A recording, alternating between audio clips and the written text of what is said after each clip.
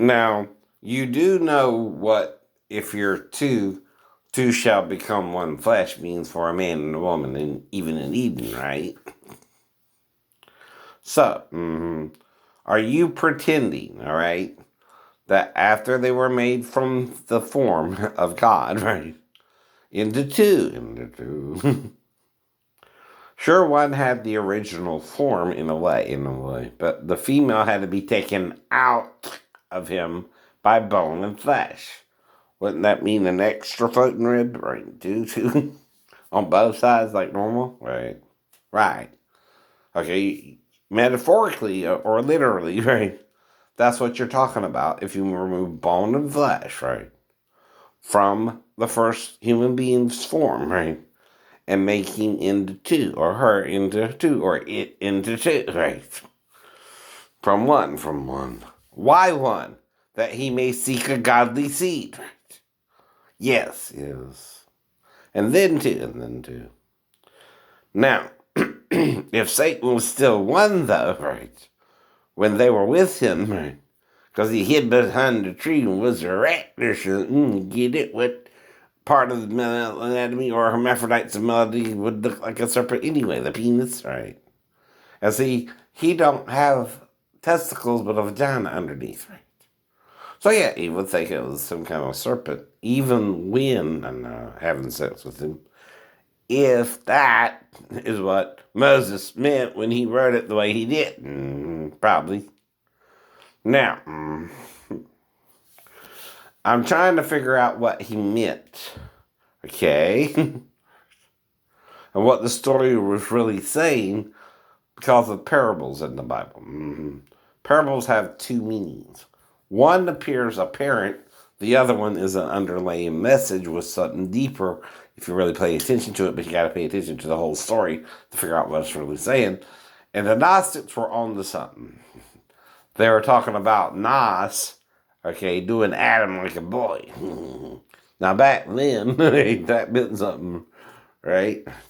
Ain't no sex with the boy.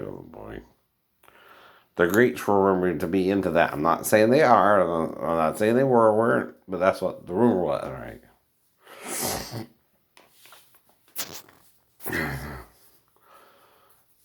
You know, in the movie Achilles, Troy, I'm sorry, Brad Pitt and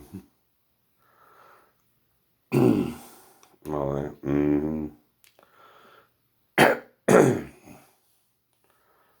Well,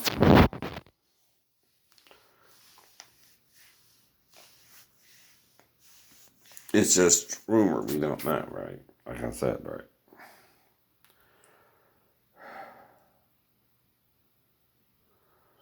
So, um,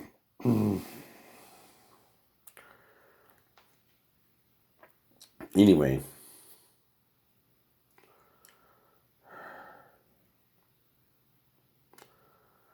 getting back to the story. So Eve sees what she thinks is a serpent around the tree. And we don't know any more detail than that. But it's talking to her, right? Okay. Now, are you suggesting, right, that one animal out of Eden talked to Eve? Or was it something she didn't yet know about or really understand? Maybe like a penis, right? Erect, right? Okay, if it's erect and it's long like a serpent, but he's kind of hidden behind a tree, right? The fig tree, maybe, right? And he sees it and goes over to it, right? And sees it's a human being for real. That part of the story is left out for a reason, right? Not that you can't figure it out either. But it's called a gap, right? Usually. Why is the gap there? Because Moses is trying to bring you to understand it. But he's trying to break through a mindset you already have about sex, right? See, some people think the sex itself is the problem. No. It's the sex with that one being, right? That's the one we weren't supposed to do it with because of the form it did it in is the image of God, right? See, because it did it in that form, it confused us about the image of God being male or hermaphrodite, right? Too. See, if God is neither male nor female, Jew nor Gentile, bond nor free, because it's the spirit, it's everything, right? In essence, that's what it says. I mean, you all.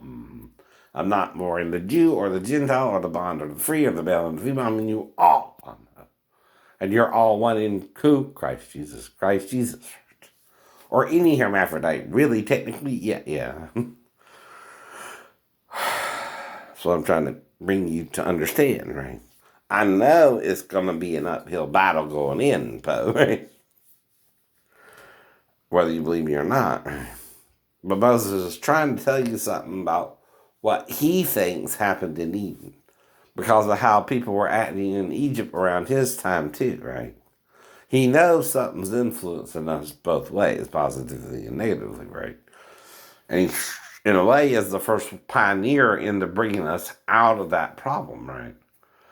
Now, like I said, the main point is the 10 commandments of all the commandments anyway. The rest are just subjective to the times as well. Making you cut your hair a certain way, that's just as evil, right? Because why? The haircut don't make you any holier. Okay, right. Now, yeah, I guess with Samson, they led you to believe that. But we don't really know what's going on there.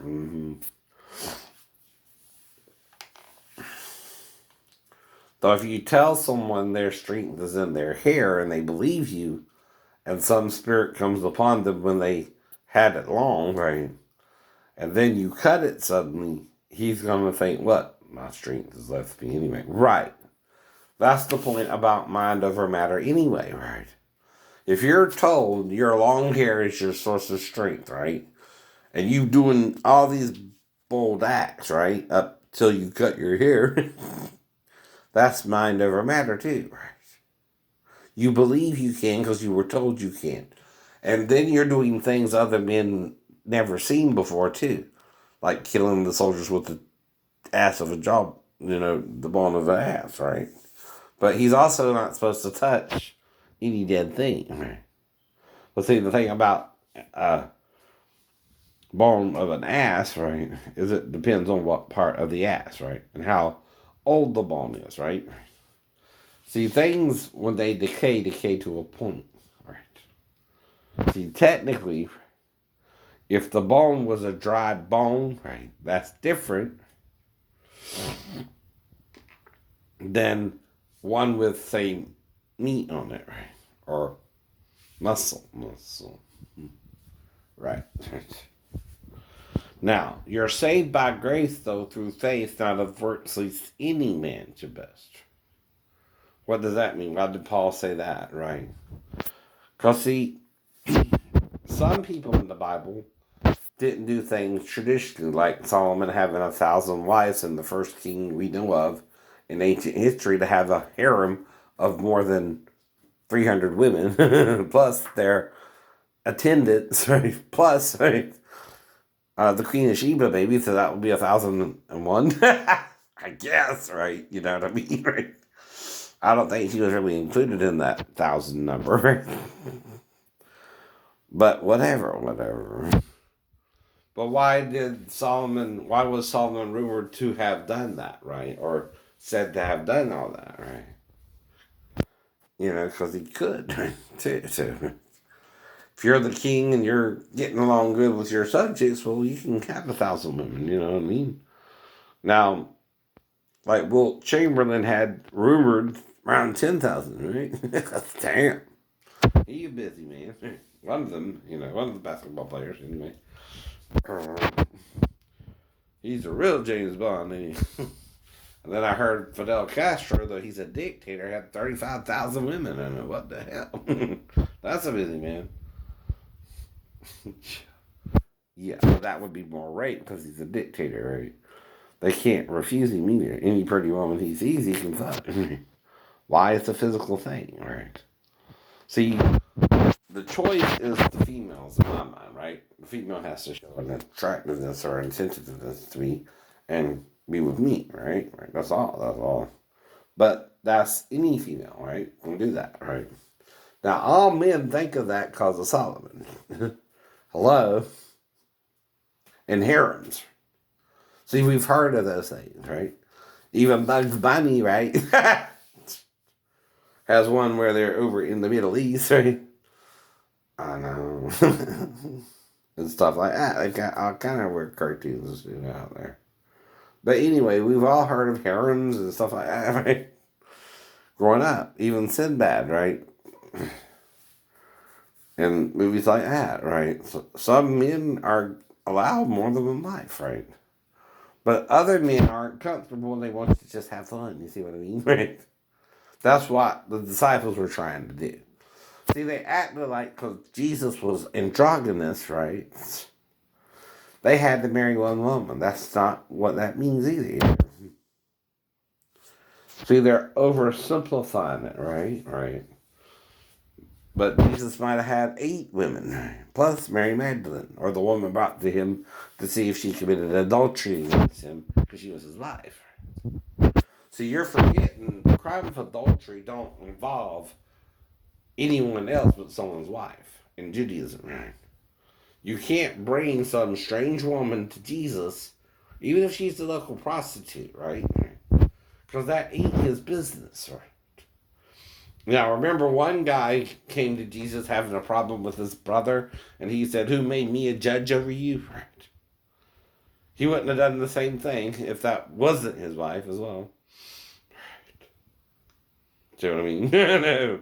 But the Catholics have changed the tradition. After Constantine, 325 years later at Nicaea. Dumbasses.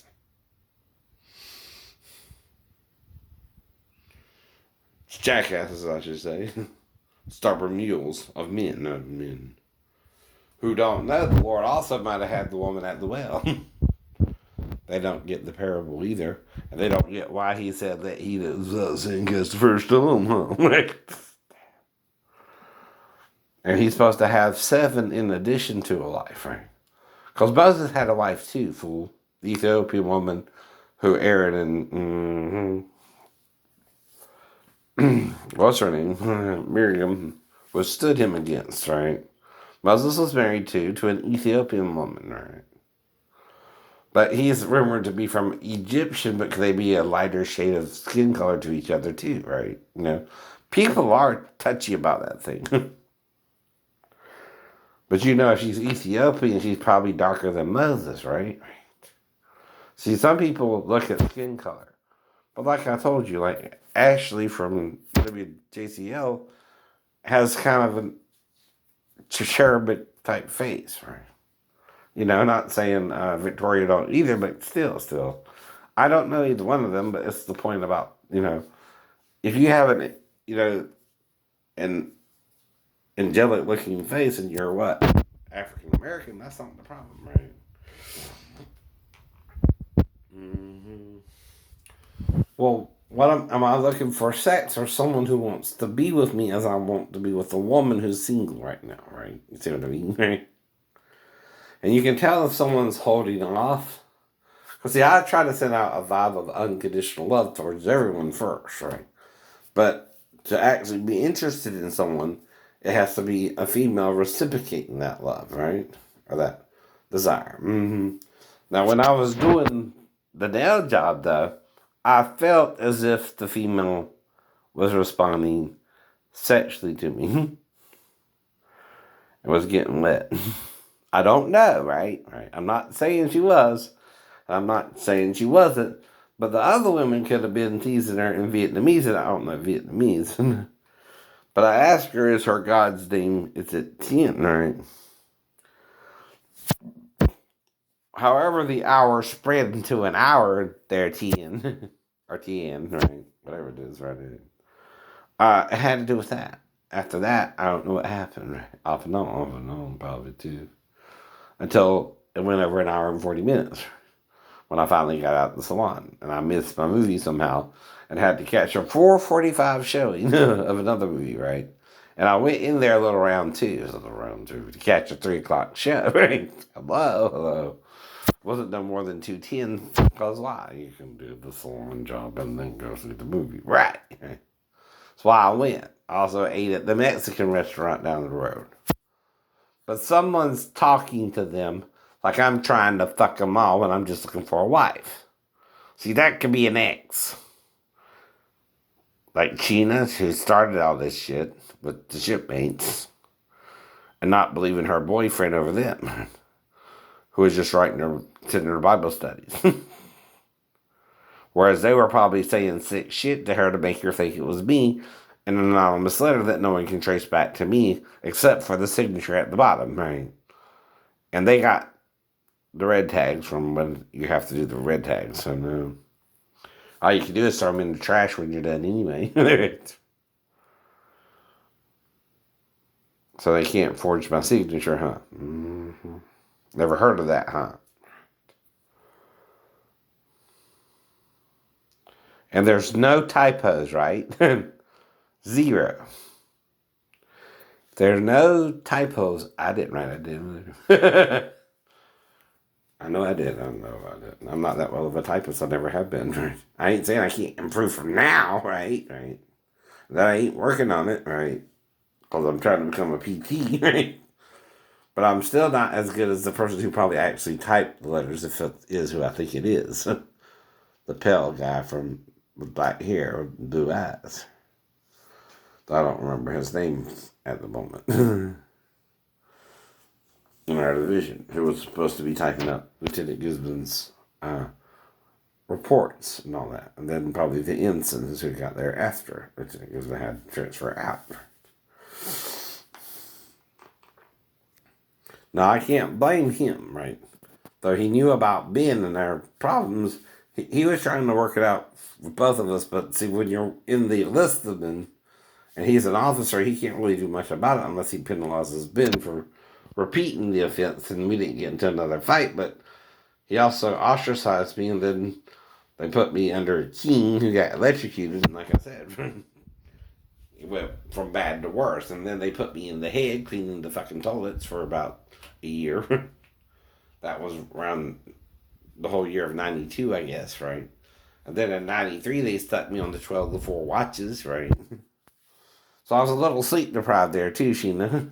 Then I fasted for us for 3 days. Yeah. Then I heard the voice say, Jerusalem, Jerusalem, Jerusalem. And we were in the Mediterranean, so I started asking you to marry me in Jerusalem. Right? I didn't know what was going on, right? Sorry.